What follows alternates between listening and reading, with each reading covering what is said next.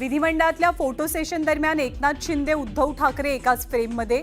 सत्ताधाऱ्यांच्या आग्रहानंतरही उद्धव ठाकरेंनी एकनाथ शिंदेंच्या बाजूला बसणं टाळलं।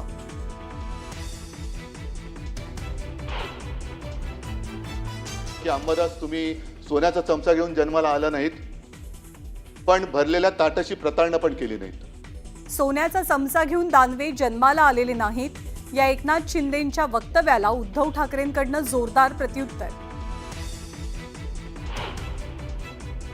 आम्हाला तिकडे याचा स्कोप उरला नाही 29, तुम्हाला इकडे याचा स्कोप आता विचार करता येईल। म्हणजे मुख्यमंत्र्यांकडून उद्धव ठाकरेंना थेट सभागृहातच ऑफर, तर विधिमंडळ परिसरात ठाकरे आणि फडणवीसांची भेट चर्चेत। चिंता करायची गरज नाही। जसे देवेंद्रजी म्हटले होते मी पुन्हा येईन, तर मी सुद्धा पुन्हा येईल, त्याची चिंता करण्याची गरज नाही आहे। देवेंद्र फडणवीस म्हणाल्याप्रमाणे मीही तेच सांगतो की मी पुन्हा येईन, पण कुठून ते विचारू नका। अंबादास दानवेंची निरोप समारंभात फटकेबाजी।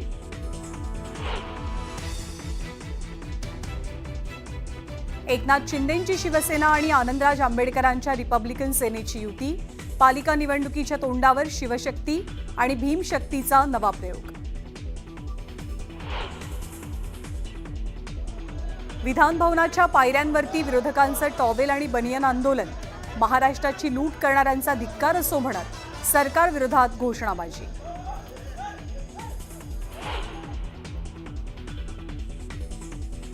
कोणतेही राजकीय विधान करायचं असेल तर मी अधिकृत पत्रकार परिषद घेईन। मनसे अध्यक्ष राज ठाकरे यांची सोशल मीडियावरती पोस्ट, पण पोस्टमुळे ठाकरे बंधूंच्या एकत्र येण्याबद्दलचा संभ्रम वाढला। आपल्यावरच्या हल्ल्याचे मास्टरमाइंड चंद्रशेखर बावनकुळे। प्रवीण गायकवाड यांचा गंभीर आरोप। दीपक काटेबद्दलचा बावनकुळेंचा व्हिडिओ गायकवाडांनी दाखवला। प्रवीण गायकवाडांनी घेतली शरद पवारांची भेट। मंगळवेढ्यात विवाहित महिलेनं प्रियकरासोबत पळून जाण्यासाठी केला आत्महत्येचा बनाव। वेडसर महिलेची हत्या करून आत्महत्या केल्याचं भासवलं। आणि गणेशोत्सवात कोकणात जाणाऱ्यांसाठी खुशखबर। मुंबई ते रत्नागिरी, सिंधुदुर्ग, विजयदुर्ग असा M2M फेरीनं प्रवास करता येणार।